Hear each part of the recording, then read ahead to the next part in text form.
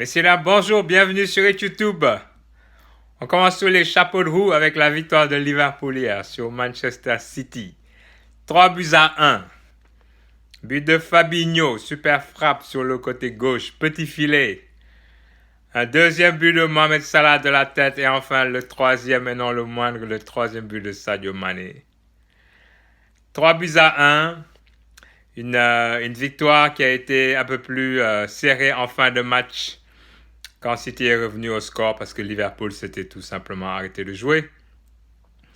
Et une victoire qui repousse le rival mancunien à 9 longueurs. Donc Liverpool compte 9 points d'avance sur Manchester City. Et ceux qui suivent la Première Ligue de près se rappelleront que l'an dernier, le scénario était à peu près similaire à la même période de l'année et que City nous avait remonté parce que nous avions concédé une série de matchs nuls. Je pense que l'expérience servira et la leçon a été apprise. On va garder la cadence et finir, on l'espère, champion d'Angleterre cette année. Liverpool le mérite, ça fait longtemps qu'ils se battent. Vice-champion l'an dernier, ils méritent hautement cette année d'être sacrés champions. On le leur souhaite.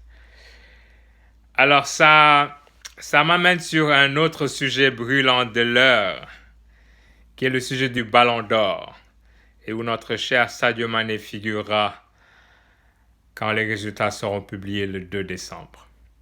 Alors si je regarde les critères du Ballon d'Or, où on parle de championnat local, Ligue des champions, et c'est quoi le troisième critère encore? Championnat local, Ligue des champions et Coupe intercontinentale.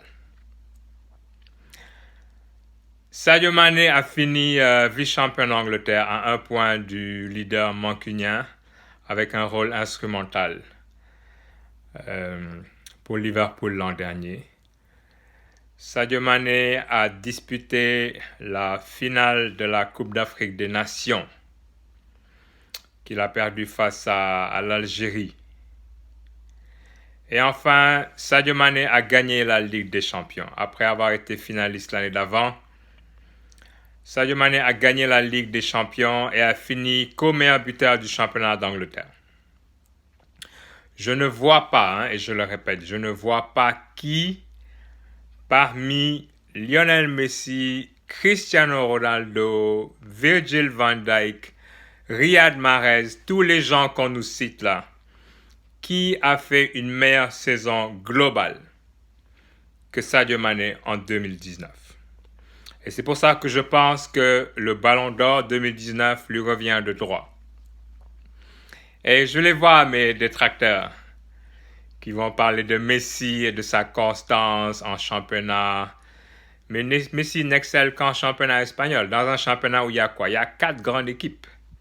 Messi n'a rien fait en Ligue des Champions l'an dernier. Messi a mené Liverpool par 3 buts, je pense. Et s'est fait rattraper au match retour. Et quand Barcelone avait besoin de l'équipe, de lui, on ne l'a pas vu. C'est les joueurs de Liverpool qu'on a vus et qui ont remonté le score et qui se sont donc qualifiés par la suite. Je pense que Cristiano Ronaldo même mérite loin de finir devant Messi. Car Cristiano Ronaldo est plus tranchant, que ce soit en équipe de championnat, donc la Juve, ou en équipe nationale, quoi qu'il n'y ait pas eu de grande compétition en 2019, mais la Coupe du Monde de 2018 l'a montré. Donc pour toutes ces raisons-là, j'espère que Sadio sera sacré. Ça ne veut pas dire qu'il n'a pas de progression à faire, mais sur l'ensemble de l'année, il est meilleur que ceux qu'on vient de nommer.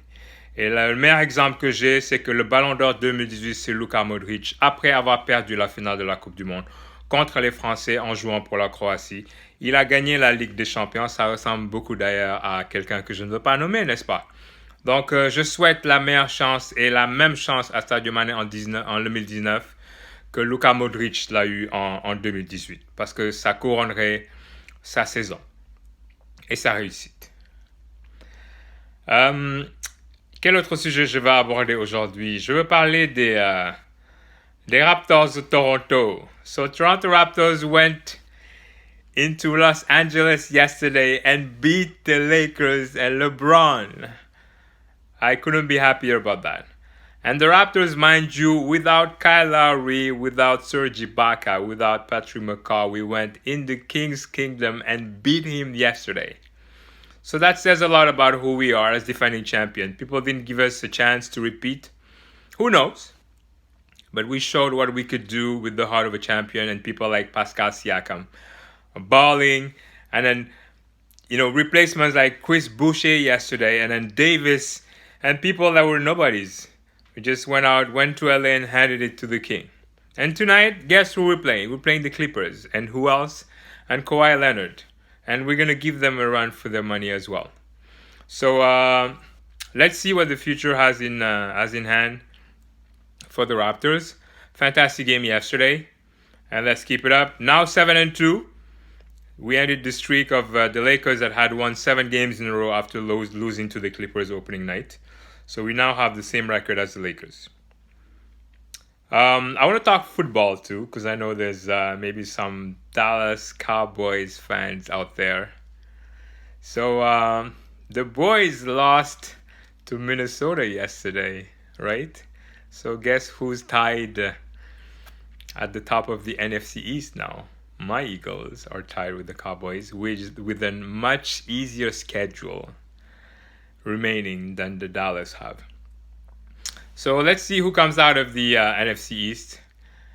It's the winner of the division is going to make the playoffs. The second might not make the playoffs because the NFC is a bit weak. At least the NFC East is weak this year. So let's see who comes out on top. So those are the topics I wanted to discuss today. I cannot wait for December 2nd. Le 2 décembre, où les votes du Ballon d'Or seront publiés. Et une dernière chose que je veux dire sur le Ballon d'Or cette année. Il y a quelques mois, lors de je ne sais pas quel, le meilleur joueur de quelle compétition on sélectionnait, on s'est rendu compte que beaucoup de journalistes africains et même certains joueurs avaient préféré voter pour les usual suspects, là, les Messi, les Ronaldo, quand on a des compatriotes pour une fois, pas pour une fois, mais pour une rare fois, qui font bonne figure et qui mériteraient de faire partie du trio de tête, pour ne pas dire être les premiers. Et nos compatriotes, les journalistes africains, certains d'entre eux n'ont pas jugé mieux que de reconduire des Messi et des Ronaldo et je ne sais qui d'autre. J'espère qu'ils auront appris de la leçon. Car je ne suis pas souvent d'accord avec Samuel Eto'o, mais sur ce coup-là, je suis amplement d'accord avec lui. À savoir pourquoi nous, Africains, on se fait ça à nous-mêmes.